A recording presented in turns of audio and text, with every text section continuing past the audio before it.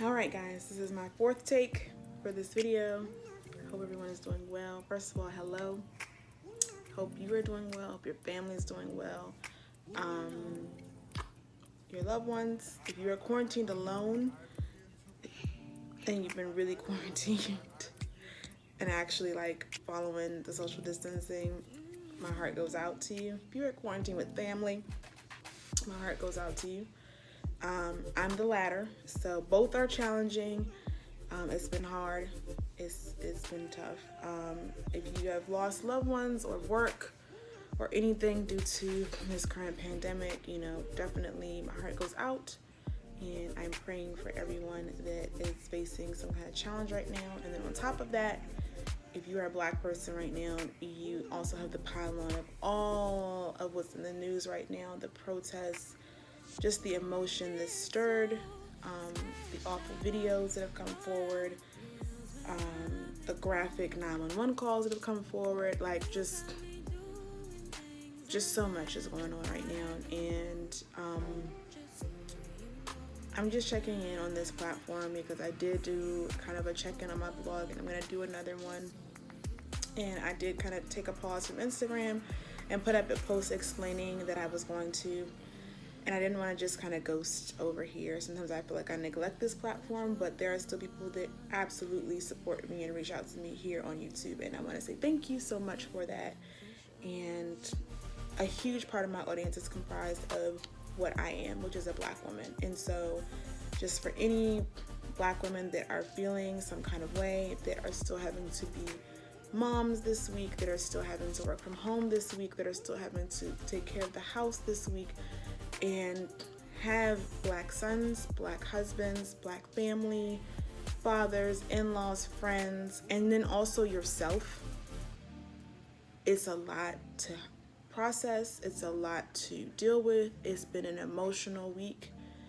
For me, Instagram was the most triggering app I have. I feel like some of the other ones, for whatever reason, I was able to manage them better. Twitter can also be hard too, but I'm not as active on Twitter as I am on Instagram. The Instagram kind of just voices this week, I had to silence them. The canceling of people if they didn't make a response quick enough, no matter what color they were, which I didn't understand.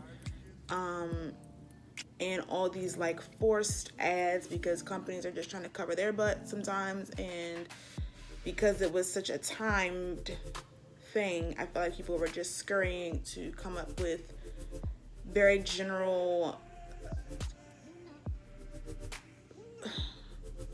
honestly empty statements just so that they could say they made a statement. I chose more of a silent route just because I honestly needed to process a lot of stuff myself. So I didn't feel like I was in a position to even give people what I normally tap into, which is my faith. I had to tap into it myself this week, and that's just my honesty and my truth. And I had to really, really use safeguards, utilize different features of the app, even turning off and disabling comments. Even if the comments are going to be positive, just responding was taking a toll.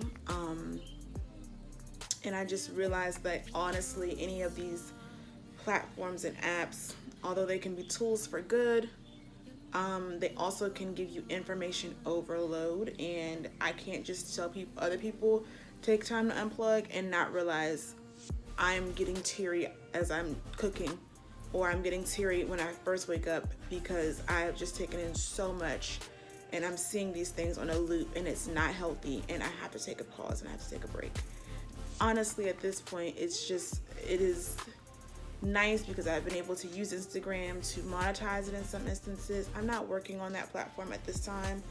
I don't have any like ads or any kind of campaigns, and thankfully I saw videos going around, or just posts going around, even helping bloggers and influencers that might have had paid work to do to be able to write into whatever brand they're working with to take a pause this week, because it's been a lot.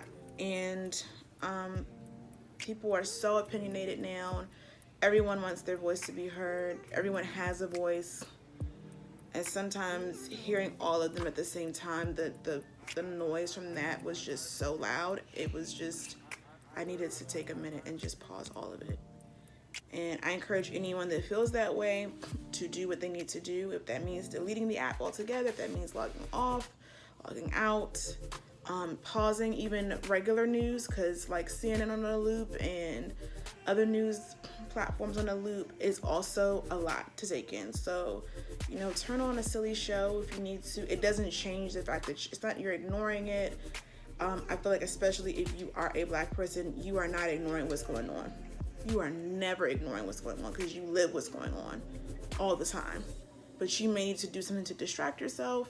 Put on your favorite sitcom.